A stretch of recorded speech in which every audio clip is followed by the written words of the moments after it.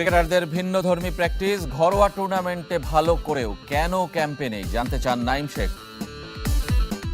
Expect করতেই পারি যে এই ক্যাম্পে আমার থাকার কথা, যেহেতু আমি নাই, তো ওই জায়গা থেকে আমাকে কিন্তু আবার নতুন করে শুরু করতে হইতেছে যে আমার হয়তো কোনো ল্যাগ থাকতে পারে। Ronald Sullivan. And he delivered a magic. And there is the goal for Bangladesh. Bangladesh strike back, it's 1-all. Ronald Sullivan. ভারতকে রুখে দিল বাংলাদেশ যুব দল। এবারও ত্রাতা রোনান। সিঙ্গাপুরে জাতীয় দলের অনুশীলন শুরু। সোমবার বেতনের আওতায় আসছেন 129 ক্রীড়াবিদ। অর্থের পাশাপাশি সম্মাননা জানাবেন প্রধানমন্ত্রী। নিউজিল্যান্ড সিরিজ সামনে রেখে মিরপুরে টানা দ্বিতীয় দিনের মতো অনুশীলন করেছে ক্রিকেটাররা। শেরেবাংলায় টাইগারদের ফিটনেসের উন্নতির জন্য ভিন্ন পদ্ধতিতে ক্রিকেটারদের নিয়ে কাজ করে টিম ম্যানেজমেন্ট। মেডিসিন বলের সাথে বাড়তি ওজন নিয়ে বালির উপর ক্রিকেটারদের প্র্যাকটিস করিয়েছেন ফিটনেস কোচ। এরপর নিজেরা 3 গ্রুপে ভাগ হয়ে ঘাম ঝরিয়েছেন তাসকিন, সাইফ, সৌম্যরা। 2 এপ্রিল পর্যন্ত চলবে এই ক্যাম্প। এরপর একদিন বিরতি দিয়ে স্কিল ট্রেনিং শুরু করবে বাংলাদেশ দল। 17 এপ্রিল শুরু নিউজিল্যান্ড সিরিজ। 2 ভেন্যুতে খেলবে 3টি করে ওয়ানডে ও টি20।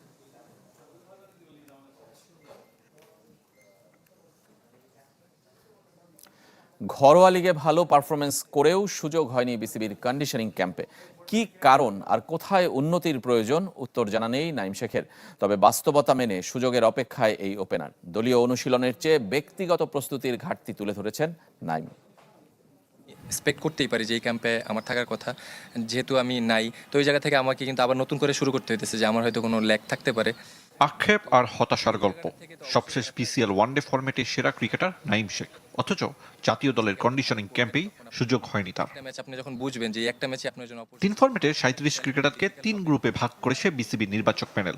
স্কোয়াডে আছেন রুয়েল মিয়া, সাকলাইন, অমিত হাসানদের মতো নতুন মুখ। তবে বিসিএল এ 4 ইনিংসে 240 রান করা নাইমকে রাখা হয়নি। কেন, কি কারণে জানেন না এই ওপেনার।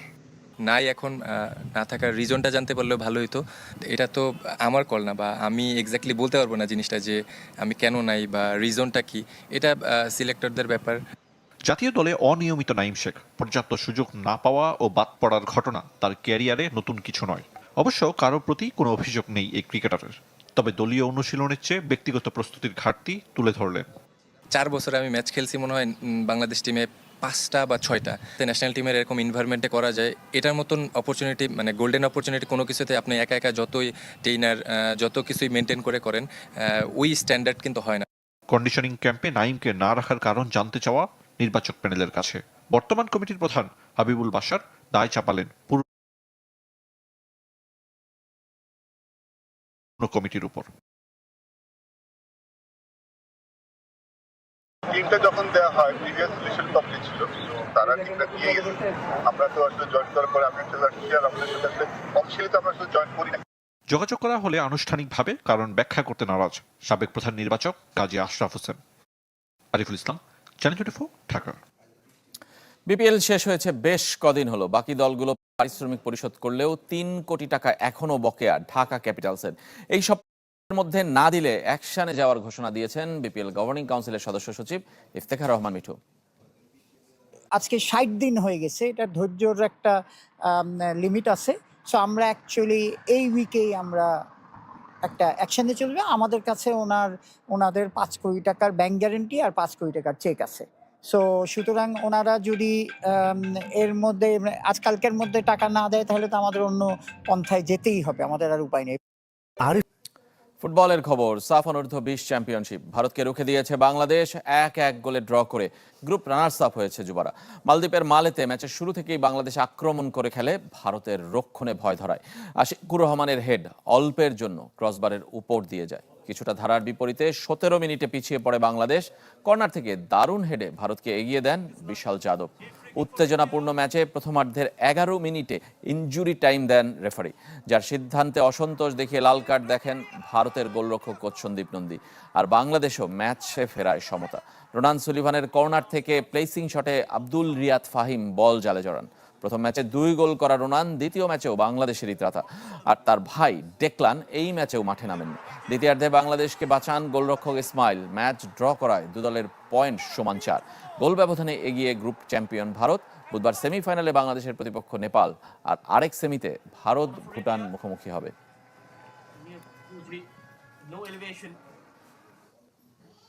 এদিকে সিঙ্গাপুরে একদিন বিশ্রাম শেষে প্রথম অনুশীলন করেছে জাতীয় দল। বিকেলে জেলেং ট্রেনিং গ্রাউন্ডে প্রায় 1 ঘন্টার মতো ঘাম ঝরিয়েছেন হামজা, জামাল, মোরসালিনরা।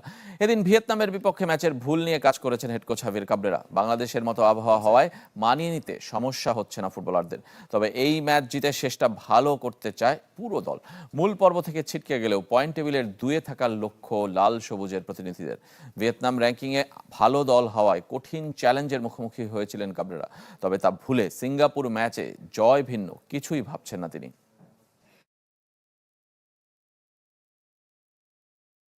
কোনোভাবে যদি আমরা ভালোভাবে জিততে পারি তাহলে আমরা সেকেন্ড হয়েও শেষ করতে পারবো আমরা। তো 2-1 গোলে হারিয়েছে আর্জেন্টিনা। যদিও দুর্বল প্রতিপক্ষের বিপক্ষে গোল উৎসব করতে পারেনি বিশ্ব চ্যাম্পিয়নরা। বুয়েনোস আয়ার্সে বোকা জুনিয়র্সের মাঠে স্তাদিও আলবার্তো জোসে আর্মান্দো 17 মিনিটে ডেডলক ভাঙে আলবিসেলেস্তেরা। নাহুয়েল মলিনার অ্যাসিস্ট থেকে স্বাগতিকদের এগিয়ে দেন এনসো Fernandes.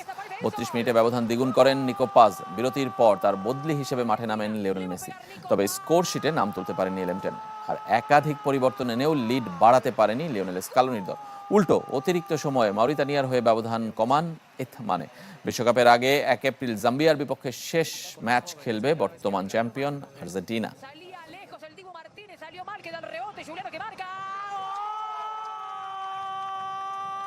Como dije recién, no hicimos un buen partido, eso. এটা সত্যি যে আমরা ভালো খেলিনি, এটাই বাস্তবতা। আমাদের তা মেনে নিতে হবে এবং ঠিক করতে হবে। আমি যদিও চিন্তিত নই, সবসময়ের মতো অনেক কিছু ঠিক করার আছে, তবে এটা ঠিক এখনই এসব হচ্ছে। Y después, bueno, individualmente বিরল ঘটনার সাক্ষী হতে চলেছেন লিওনেল মেসি। প্রথম ফুটবলার হিসেবে খেলবেন নিজের নামাঙ্কিত গ্যালারির সামনে। আর্জেন্টাইন মহাতারকাকে সম্মান জানাতে রীতি ভেঙেছে ইন্টার মায়ামি। নবনির্মিত নো স্টেডিয়ামের গ্যালারির নাম দিয়েছে লিও মেসি স্ট্যান্ড।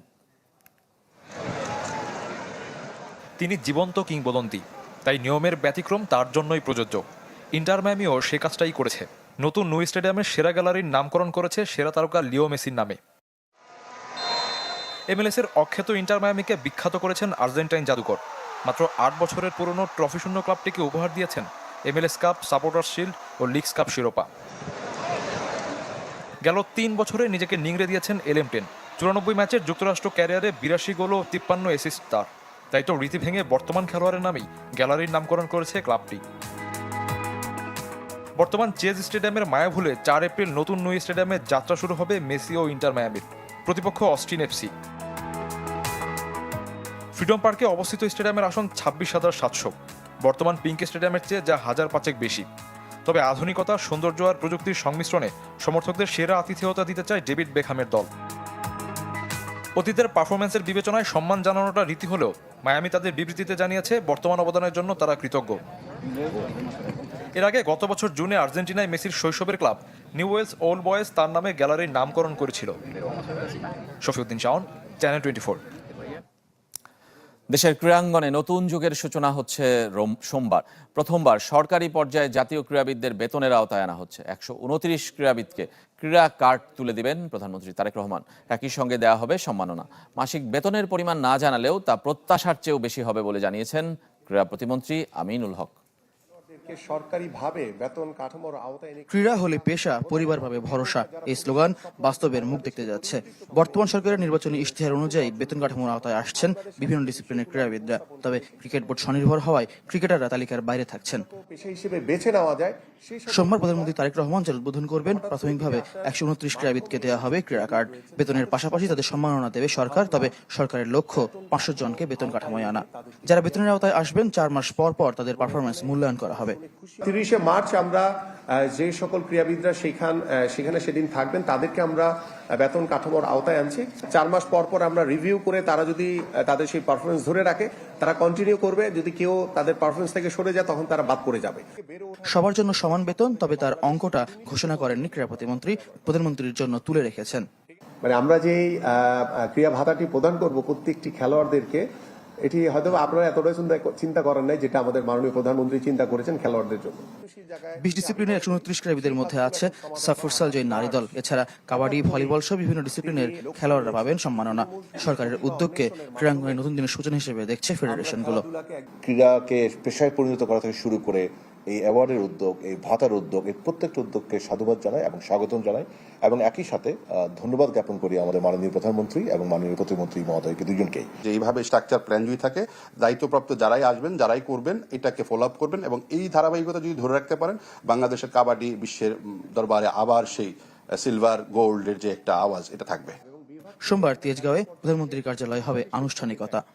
কেউ যদি কোনোভাবে ফয়জুল ইসলাম, চ্যানেল 24, ঢাকা।